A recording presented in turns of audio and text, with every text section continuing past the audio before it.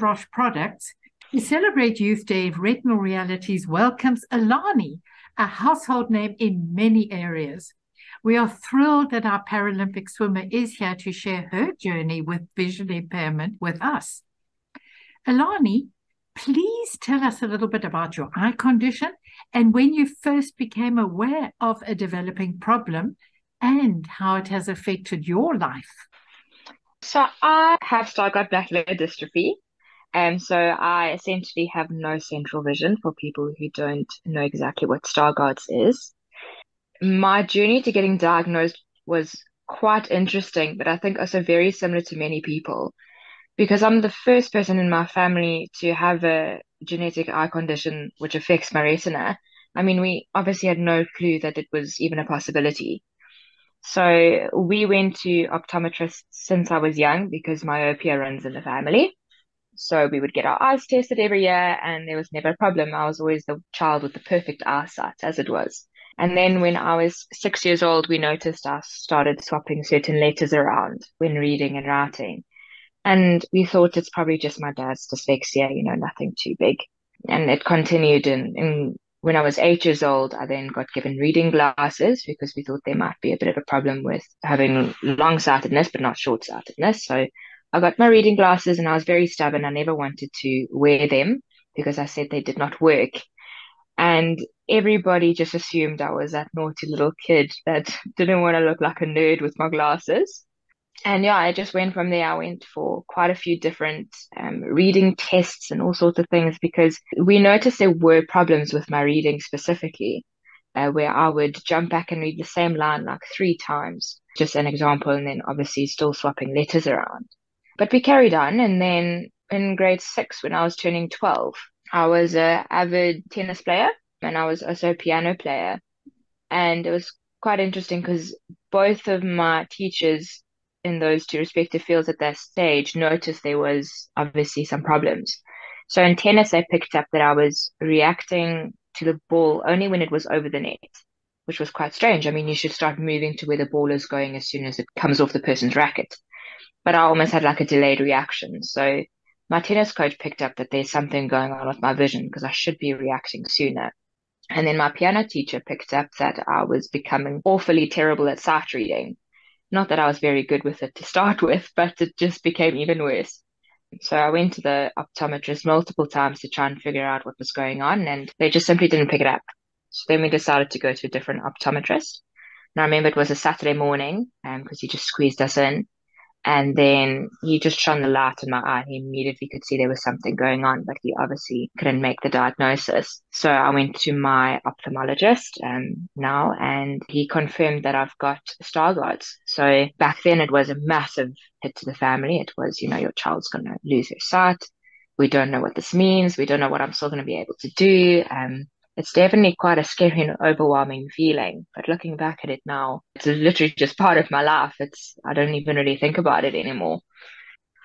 But I would say how it's affected me through life is obviously I don't have the ability to drive. So independence is quite a difficult one. And I like to speak specifically about freedom.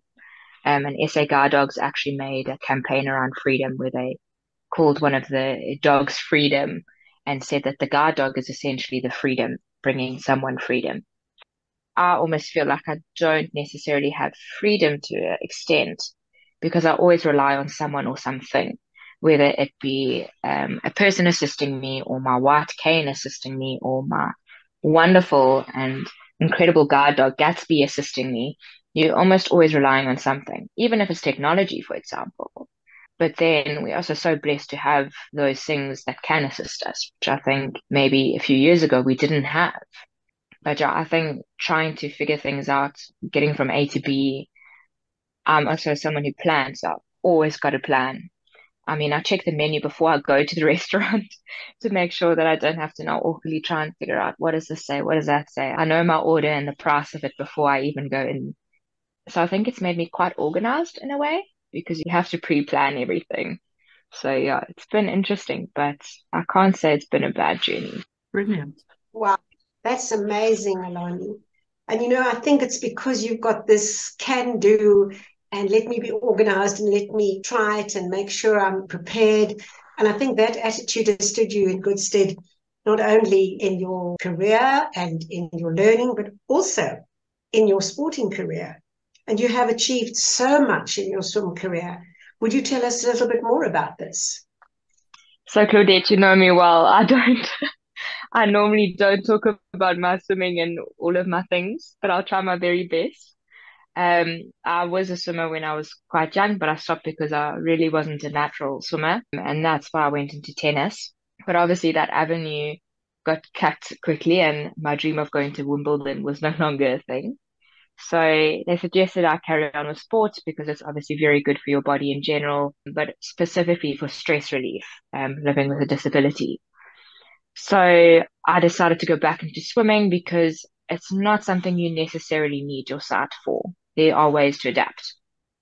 So I went back into swimming and I actually quite enjoyed it. And then when I was 13, 14, I got this crazy dream of I want to go to the Paralympic Games. And it was just always how I was as I got these big crazy dreams, which always seemed very unrealistic. And even looking back at it now, I can't believe it actually happened. But yeah, then when I was in my matric year, so I was 18 years old, I was lucky enough to swim 4 Paralympic qualifying times that year for the Rio Games. And then on my 18th birthday, it was a team announcement. And I was absolutely ecstatic when my name was announced as part of the SA team to go to Rio that year. And that's really where my international swimming career started. And since then, I've gone to my second Paralympic Games in Tokyo in 2020. I'm going to my fourth World Champs now in 6 weeks' time. And then I was lucky enough to also do Commonwealth Games last year. So I've been so blessed to really just travel the world and do something that I absolutely love. I can't say it's always easy waking up at 5 a.m. and having to go jump in a cold swimming pool. But yeah, the bug bit me and it bit me hard. So yeah, I absolutely love my swimming and I'm definitely hoping for a few more exciting trips. And yeah, my next big goal is definitely going to be the Paralympic Games in Paris next year. Oh, that's absolutely wonderful. And as always, we're right behind you and so incredibly proud of you. But Thank you. at the same time as doing that, you've also excelled in your studies. Tell us more about that area of your life. So, yes, I actually wanted to become a vet when I was growing up. I'm very passionate about animals, but that dream obviously got cut when I got diagnosed because it really would just be unrealistic for me to work on animals, specifically with where my site is. So it got to matric and I took biophysics and music along with maths core as my subjects in school. And I didn't really know what I wanted to study, and my parents were kind of like, oh, just go do a BCom, it's a good all-rounder. So I started my first year of BCom in business down in Stellenbosch, and it was an absolute nightmare of a year. I got run over by a car, my appendix burst. It really just anything that could go wrong went wrong, and I actually failed my first year of university.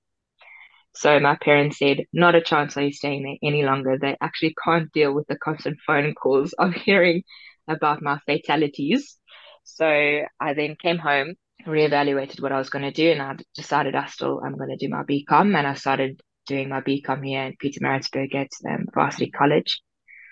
And yeah, the smaller classes were, I think, a game changer for me. Just being able to have that one-on-one attention from your lecturer and being able to ask them to repeat something or to show it to you closer on a piece of paper was, yeah, definitely very different compared to a lecture room with about 400 kids in. So I carried on with my BCom and I was very lucky. I finished within the 3 years and I finished with distinction. And then me being me decided, no, I want to do my honors as well. Why not? I may as well. So I did my BCom honors. I finished last year with my BCom honors in management. And I was lucky enough to again finish with distinction. And then now it became the huge thing of, oh my goodness me, how do you get a job? Where do you get a job? I haven't got work experience. I've been swimming my whole life. And then I was actually lucky enough, I got a job a month after I finished my research paper. I did my first job interview, and funny enough, they actually asked me a lot about my committee work on Retina SA's management committee, because that essentially was my work experience. It was all I had. And they clearly were impressed with my answers. And so I started my first job, and I'm now working in the trade division at an agricultural company. And I'm absolutely loving it. I'm learning about farming, and it's always been a passion of mine. And now I get to really be directly involved with it.